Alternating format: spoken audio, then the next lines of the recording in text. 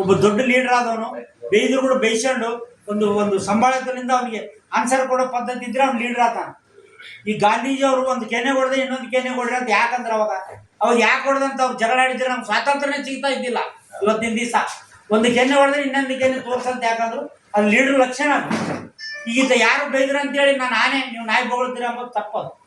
ಅವ್ರು ಅಂದ್ರು ಕೂಡ ಅನ್ರಪ್ಪ ನಿಮ್ಮ ಟೈಮ್ ಆದ ಅನ್ರಿ, ನಮ್ಮ ತಪ್ಪು ನಮ್ಗೆ ಗೊತ್ತಿಲ್ಲ ನೀನು ತಿಳಿಸ್ತಿದ್ದಿ. ಈಗ ಇನ್ನೊಂದು ನಾವು ಮಾಡಿದ ತಪ್ಪು ನಮಗೆ ಗೊತ್ತಾಗಲ್ಲ, ಇನ್ನೊಬ್ರು ಹಿಂದಿನವ್ರು ಅವ್ರಿಗೆ ತೋರಿಸಿದ್ರೆ ನಾನು ತಪ್ಪು ಮಾಡಿನ ಅಂತ ಗೊತ್ತಾಗತ್ತ. ಮುಂದೆ ದಾರಿ ಹಿಡ್ಕೊಂಡು ಓದ್ತಿದ್ದು ನಾನು ಎಲ್ಲ ಚೊಲೋದೇ ಮಾಡಿ ಅನ್ಕೊಂತ ಓದ್ತಿರ್ತೀವಿ ನಾವು. ಅದು ಹಿಂದಿದ್ದವ್ರಿಗೆ ಗೊತ್ತಿರ್ತಾವ ಏನು ಬಿಟ್ಟು ತಪ್ಪು ಮಾಡಿ ಹೋಗ್ಯಾನ ಅಂತ. ಅವನಂತಾರ ಸಹಜವಾಗಿ ನೀನು ತಪ್ಪು ಮಾಡಿದ್ದಪ್ಪ ಅಂದರೆ ಅವ್ನಿಗೆ ನಾಯಿ ಅಂದರೆ ಅದು ಅರ್ಥ ಇಲ್ಲ. ಅದು ತಪ್ಪು ಹೇಳಿದ್ರೆ ನಾಯಿ ಏನೋ ನೀನು ತಪ್ಪು ಮಾಡಿದ್ದಪ್ಪ ಅಂತಂದರೆ ನೀವು ನಾಯಿಗಳು ಅಂತಂದರೆ ಆನೆ ಓದ್ತದಂತ ನಾಯಿ ಓದಿರ್ತಾರಂತ. ಅದ್ರ ಬಗ್ಗೆ ಮಾಡಬಾರ್ದು ಅವರು. ಯಾಕಂದರೆ ದೊಡ್ಡ ಲೆವೆಲ್ನಾಗಿದ್ದು ಸ್ಟೇಟ್ ಲೆವೆಲ್ ಅಧ್ಯಕ್ಷರಾಗಿ ನಮ್ಮ ಕಡೆಯಿಂದೇ ಒಂದು ದೊಡ್ಡ ಸ್ಥಾನ ಗಳಿಸಿ ದೊಡ್ಡ ರೊಕ್ಕ ಮಾಡಿ ಇವತ್ತಿನ ದಿವಸ ನಮ್ಮನೆ ಕೇವಲವಾಗಿ ಕಾಣ್ತಾರಂದರೆ ನಮ್ಗೆ ಭಾಳ ನಿನ್ನೆ ಅದು ಇದು ನೋಡಿ ಸಂಭಾಷಣೆ ನೋಡಿ ನಮಗೆ ಭಾಳ ದುಃಖ ಆಯಿತು. ಏನಂದರೆ ಅವರೊಂದು ನೀವು SMK ಟೀಮ್ ಅಂತ ಹೇಳಿ ಬರ್ತೀರ ಅಂದರು. ಅವ್ರು ಇಟ್ಕೊಂಡ್ರ ಅವ್ರು ಯಾರು ನಮ್ಮ ನಟರಾಜ್ ಅವ್ರನ್ನ ಹಾಕ್ಯಾರ, ಆಮೇಲೆ ಅಂಗಡಿಯವ್ರು ಇಟ್ಕೊಂಡ್ರ. ಅಂದರೆ ಅವ್ರು ಅಂಗಡಿಯವ್ರ ಮುಖಾಂತರ ಎಲೆಕ್ಷನ್ ಮಾಡ್ತಾರೆ, ನಾವು SMK ಅವ್ರ ಮುಖಾಂತರ ಎಲೆಕ್ಷನ್ ಮಾಡ್ತೀವಿ. ಅದಕ್ಕೇನು ಪ್ರಾಬ್ಲಮ್ ಇಲ್ಲ. ನಿನ್ನೆ ನಾನು ಅವ್ರದ್ದು ಇದು ನೋಡಿದೆ ಬ್ಯಾಲೆಟ್ ಪೇಪರಲ್ಲಿ, ನಾಗರಾಜ್ ಮಾಜಿ ಅಧ್ಯಕ್ಷರು, ನಟರಾಜ್ ಮಾಜಿ ಅಧ್ಯಕ್ಷರು, ಅಂಗಡಿ ನಮ್ಮ ಇದರ ಪ್ರಕಾಶ್ ಅಂಗಡಿ ಅವರಿಬ್ಬರು ಮುಂದಿಟ್ಕೊಂಡು ಅವ್ರು ಎಲೆಕ್ಷನ್ ಮಾಡ್ತಾರೆ. ನಾವು SMK ಮುಂದಿಟ್ಕೊಂಡು ಎಲೆಕ್ಷನ್ ಮಾಡ್ತೀವಿ. ಮಾಡಿದ್ರೆ ತಪ್ಪೇನಾದ್ರೂ ಒಬ್ಬ ಒಳ್ಳೆ ಪರಿಪಾಠ ಕಲಿಸಿದಂಥ ಒಬ್ಬ ಅಧ್ಯಕ್ಷನ ನಾವು ನೆನೆಸಿಕೊಂಡು ನಾವು ಕಾರ್ಯರೂಪ ಮಾಡಿದ್ರೆ ತಪ್ಪಿಲ್ಲ. ಕೆಟ್ಟವ್ರು ಇಟ್ಕೊಂಡು ಮಾಡಬಾರ್ದು, ಅದು ಪದ್ಧತಿ ಅಲ್ಲ. ಅದಕ್ಕೆ ಇದೇನು 5 ವರ್ಷದ ಚುನಾವಣೆ ಇದೆ.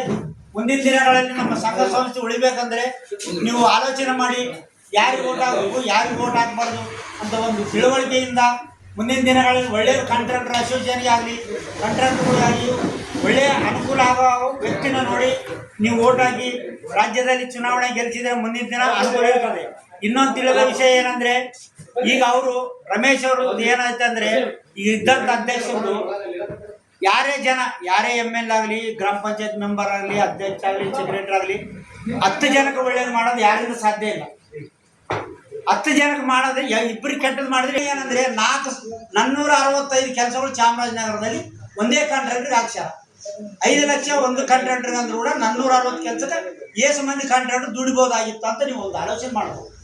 ಅದನ್ನೇ ಒಬ್ಬೊಬ್ಬರಿಗೆ ಹಾಕಿದೆ 460 ಮಂದಿ ಕೆಲಸ ಸಿಗ್ತಿತ್ತು. ಒಂದು ದಿವಸ ಬಡವಿದ್ದೊಂದು ಸೌಕರ್ಯ ಆಗ್ತಿದ್ದ. ಅತ ಏನಂತಾನ ನಾನು ಇಬ್ಬರು ಡೆವಲಪ್ ಮಾಡ್ತಪ್ಪ ನಿನ್ಗೆ 2 ಕೋಟಿ ಕೆಲಸ ಕೊಡ್ತೀನಿ ಬಾ ಅಂತ.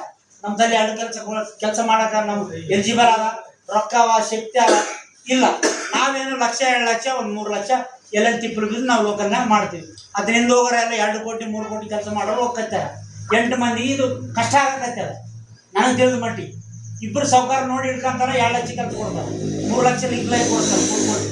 ಈಗ ನಾವು 3 ಕೋಟಿ ಕೆಲಸ ಮಾಡೋಕ್ಕೆ ಎಲ್ಲಿ ಆಗ್ತದೆ ನಮ್ಗೆ ಹೇಳಿ? ನಮಗೇನಂದರೆ ತುಂಡು ಗುತ್ತಿಗೆ ಮಾಡಿ 2 ಲಕ್ಷ 5 ಲಕ್ಷ